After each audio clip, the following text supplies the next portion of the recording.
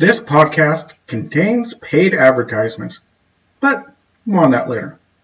Welcome to the O'Connor Bootstrap Podcast, where I discuss how you can grow your business by the bootstraps. This applies to all entrepreneurs, from the person just starting up to the one that is already well established. My goal is to help you grow. I am your host, Isaiah O'Connor. So, today's sponsor is Lonely Planet, a travel website. Why am I talking about a travel website in the midst of Corona? Well, because I like to travel. I miss being able to travel. I live in Norway. We go shopping in Denmark. We go shopping in Sweden. I joke that in Norway, we don't have Walmart or Costco. However, we have Denmark and Sweden. That's where we go to get the good deals.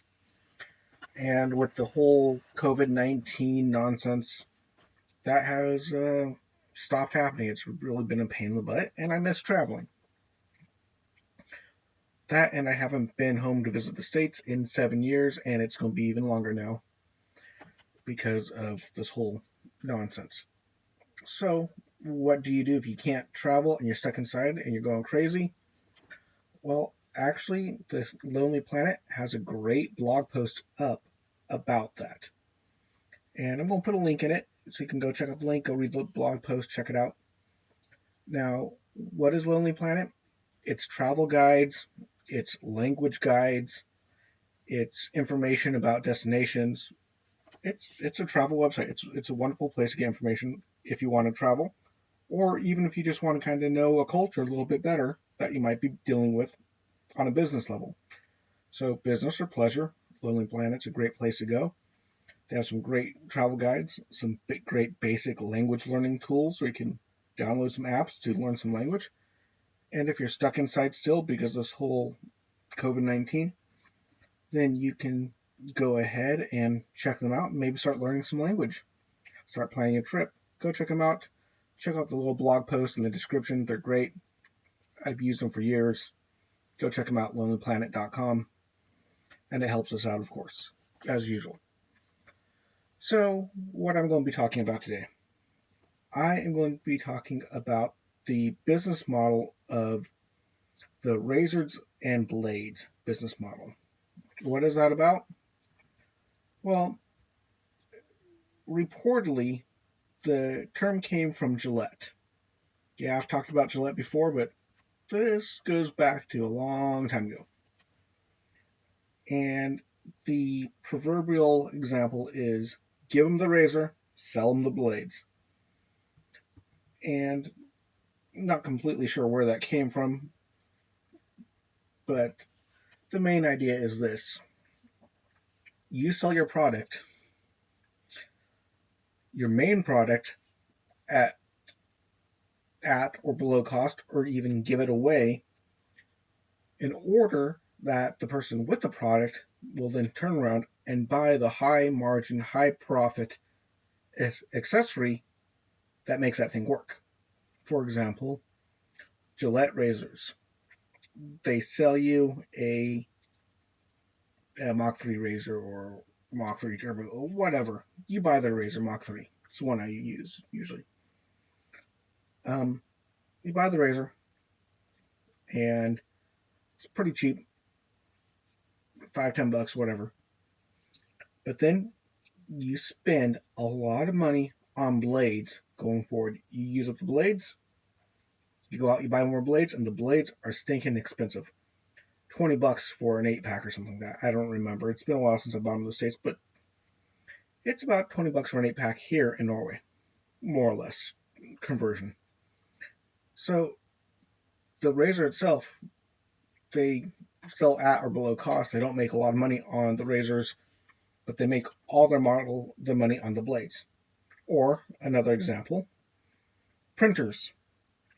I've literally bought printers, used them until the ink went out and bought a new printer because it was less expensive than buying the ink for the printer. That's another razors and blades.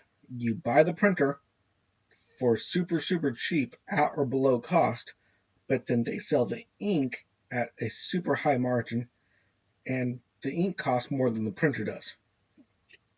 It's crazy. So that's the razors and blades models. So let's look at it. What are some of the strengths of this model? Well, obviously, if a person buys your original product and they like it, then they're going to be buying a lot of the accessories a lot, and you kind of lock in a customer for a long time. Well, hopefully, that's the plan. Problem is, this can make you look like you're kind of cheating a little bit.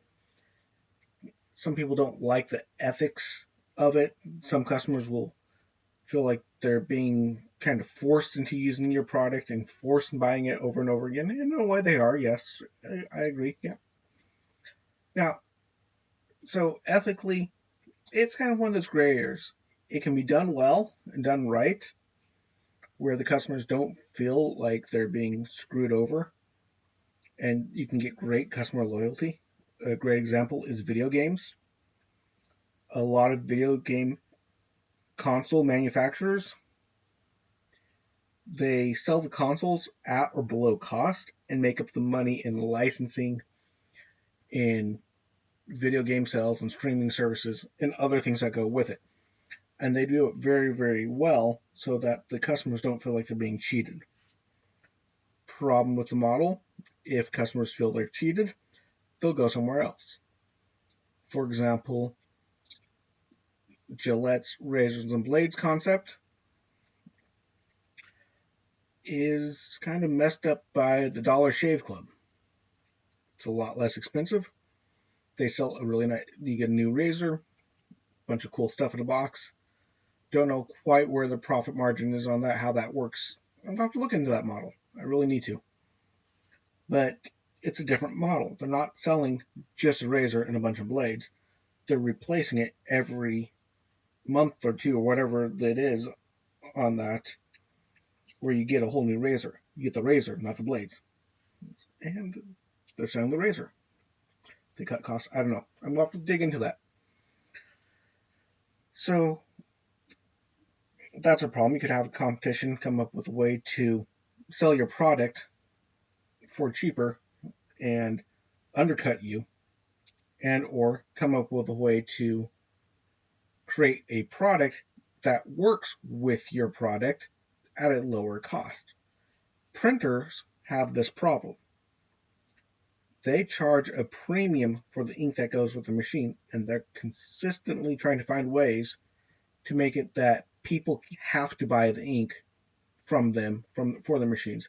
They do not want you to buy third-party ink that's less expensive, so they will do things to make it so your product, your printer will cease to work if you use a third-party, cheaper ink cartridge. They don't want you to do that because they basically gave you the printer at or below cost, and they need to make up that cost in selling the ink. And that's part of the problem. If you go with this business model, yeah, there are ways to do it correctly. You have to be very careful. You got to make sure the customers really, again, see the value. They don't feel like you're cheating them or trying to rope them into something that they don't want to be roped into. You can do it. It's not completely easy to pull that off from what I've seen with my little bit of research. But it can create some loyal customers. Flip side is, you do this, and all of a sudden, you kind of have a little bit of a monopoly on the blades part of your product, and someone else comes up with a way to sell blades at a cheaper cost that work with your product, you're in trouble. Happened to Atari. Atari was giving away the consoles, selling them for really cheap, at or below cost, and they were making the games for them.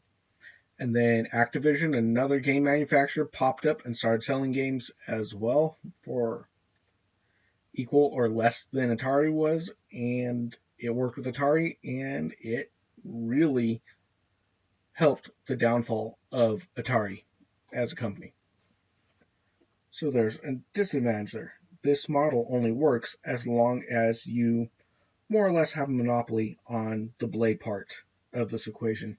If you lose that monopoly and you can't hold on to it, you can't keep the business going on that model. You have to change it around a bit. Cell phones used to be like this. Y'all remember when you went and got a cell phone? Hey, you get a free cell phone. It's $200, but you get it for 1 penny transaction cost as long as you sign up for a contract for 2 years. Same thing. They made more money on that contract than they did on the cell phone. So they were giving away the cell phones so that you'd have to buy the contract and keep paying the service provider. Razors and blades. Now, they don't do that anymore because they just sell the cell phone at cost because they've gotten so dang expensive. You just pay it off like a car now. Cell phones have turned into cars. You now finance and make payments on your cell phone when you go buy it because they're so dang expensive. Unless you have cash for it and you go in and buy it straight up with cash. Always the best way to go, in my opinion. So, that's just a little bit of an intro into the concept of razors and blades, and there's a lot more details out there on the web. This, again, one of those things where I could probably spend a good 45 minutes probably digging into it, putting up examples, talking about the pros and cons and all this other stuff. But I just want to get this idea out there and let you look at the product, know about this concept, understand that there's a big concept behind this, there's a business model behind it. But you have to be careful using it. You can use it. I'm not saying it's a bad one. I'm not saying it's ethically wrong or anything like that. It's just if you do it wrong, people can feel like they're being scammed. And you don't get loyal customers if they feel like you're scamming them. If they feel like they get a good deal and it's really worthwhile, video games, cell phones, then this model can work as long as you can keep the cost down enough on the razor part that selling out all these blades will not hurt you, completely bankrupt you. So it's a balance. Selling, and this isn't a loss leader concept, by the way. That's another thing, not to get confused. This is not free samples. This is not a free trial where you give somebody a free trial and then you rope them in on a free trial or a free sample.